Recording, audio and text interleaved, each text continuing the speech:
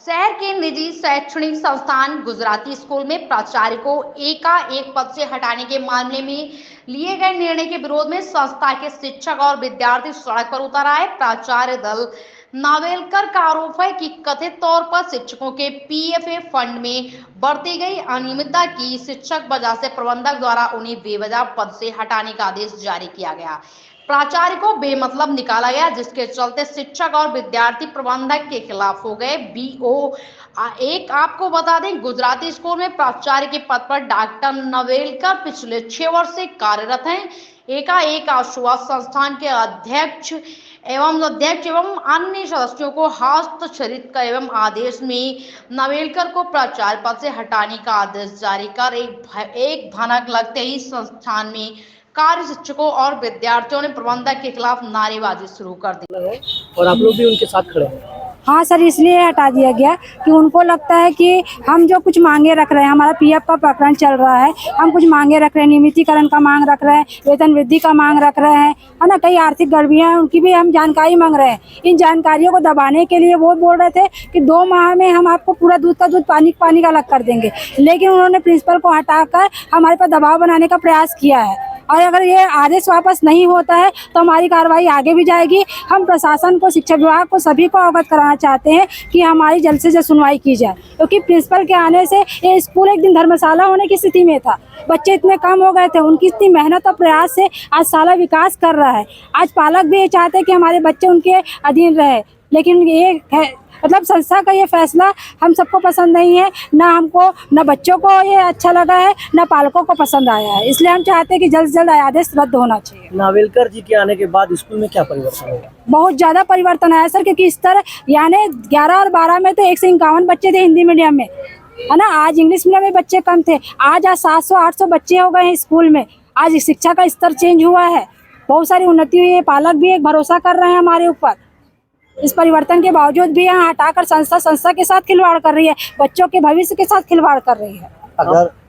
अगर नहीं लेते अपना नाम जो निकाले हैं तो आप लोग आगे क्या रहेगा? आगे हमारा विरोध रहेगा सर। हम बिल्कुल हड़ताल पे बैठेंगे, हम अनिश्चितकालीन हड़ताल पे बैठेंगे। हमारा ये रहेगा जब तक वापस नहीं लेते हैं। कितने बच्चे हैं जिनके मतलब आप लोगों को काम नहीं करने पर कितने बच्चों की पढ़ाई प्रभावित होगी? सर 700-800 बच्चे हैं हमारे यहाँ, उनके सारे अध्ययन का प्रभाव पड़ेगा। आपका नाम? मैं अर्पणा श्रीवास्तव। सर क्या मामला हुआ है बताइए। शिक्षक हमारे अपने पीएफ के मामले को लेकर के, वेतन वृद्धि को लेकर के, नियमितीकरण को लेकर के और 100% वेतन पर पीएफ देने की बात को लेकर के आवेदन लगाते हैं, तो मैनेजमेंट ये समझती है कि इसके पीछे मेरा हाथ है। इसलिए उन्होंने इस दुराग्रह से मुझको टर्मिनेशन लेटर पकड़ाया, और जिस दिन टर्मिनेशन लेटर पकड़ाने आए उस दिन वो मेरे चेंबर में 12-13 लोग एक साथ घुसे, दरवाज़ा बंद कर दिए। उनका तेवर बहुत खतरनाक लग रहा था।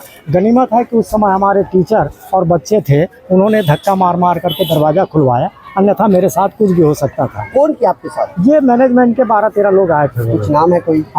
अब उसमें से अध्यक्ष है विनय पटेल, उपाध्यक्ष है आपका पवन पटेल, सचिव है हिमांशु पटेल, और आपका नहीं, और कोषाध्यक्ष है ना। ये पूर्व अध्यक्ष आपका कहना चाहिए नाथालाल रायचा, पूर्व सचिव गिरीश ठक्कर, ये बहुत सारे लोग थे। क्यों कर रहे हैं आपके साथ ऐसा? उनको दिमाग में आता है कि मैं सच्चाई को सामने ला रहा हूँ, उनके गबन के प्रकरण को सामने ला रहा हूँ, है ना। आर्थिक प्रकरण है उनके, और कुछ नहीं है। आर्थिक प्रकरण को लेकर के वो परेशान है कि बहुत सारी बातें जो हम फर्जी बिल लगाते हैं या टीचरों के वेतन में कटौती कर रहे हैं। भाई हमारा कहना यह है, शिक्षकों का कहना यह है कि शिक्षण शुल्क जो मिलता है वो शिक्षकों की सैलरी के लिए है, अन्य काम के लिए नहीं है। शिक्षकों की सैलरी प्लस नियम का या शैक्षिक कार्य के लिए कुछ आवश्यकता रहती है उसके लिए, लेकिन उस पैसे का जब लाखों का गबन हो गया, थोड़ा बहुत भी नहीं, लगभग आज वो राशि 40 से 45 लाख के आसपास पहुंच गई है, तो संस्था का हित हो रहा है। स्वाभाविक है, टीचर ये चाहते हैं कि हमको मिल जाए, हमारा मिले, बाद में क्या हो बात की बात है, उनको भी उनका हक नहीं मिलता, इसलिए आक्रोशित होते हैं और वो समझते हैं कि ये सब मैं करवा रहा हूँ। कितने शिक्षक हैं आपके साथ? अभी हमारे पास लगभग 28 टीचर हैं सर। तो आपके पक्ष में पूरे सब पक्ष में है सर। अभी आप क्या चाह रहे हैं? मैं ये चाहता हूँ कि शिक्षकों का हक मिलना चाहिए, और मेरा जो गलत टर्मिनेशन लेटर दिया गया है जिसका कारण बताया गया है कि आपकी कार्यावधि तो मेरे नियुक्ति पत्र में तो कहीं नहीं लिखा था कि आप 2 साल करोगे, 4 साल करोगे, या नियुक्ति पत्र में कहीं भी ये नहीं लिखा था कि आप 60 साल तक करोगे कि 70 साल तक करोगे, ऐसा तो कुछ नहीं लिखा था।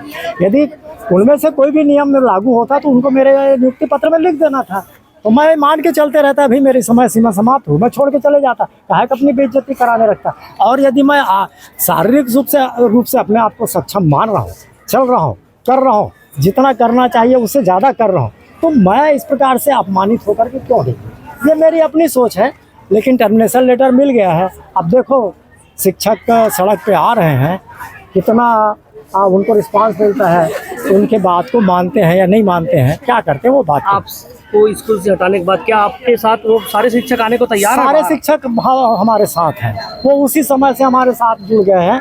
उनका जैसे उनको पता लगा कि शिक्षक को, प्रिंसिपल को हटाया जा रहा है, सबके सब उसी समय नारे बुलंद कर दिए थे, है ना, कमेटी के खिलाफ, कि जो कमेटी कर रही गलत कर रही है, हमारे प्रिंसिपल सब कुछ सही कर रहे हैं। और आज संस्था में अनुशासन बना हुआ, शैक्षिक स्तर बना हुआ है, और रिजल्ट हमारे 4 साल तक 100% आए हैं। विभिन्न दिशाओं में बच्चे हमारे पुरस्कृत हो रहे हैं। और क्या चाहिए, और क्या चाहिए? DR नावेलकर, प्राचार्य, गुजराती स्कूल।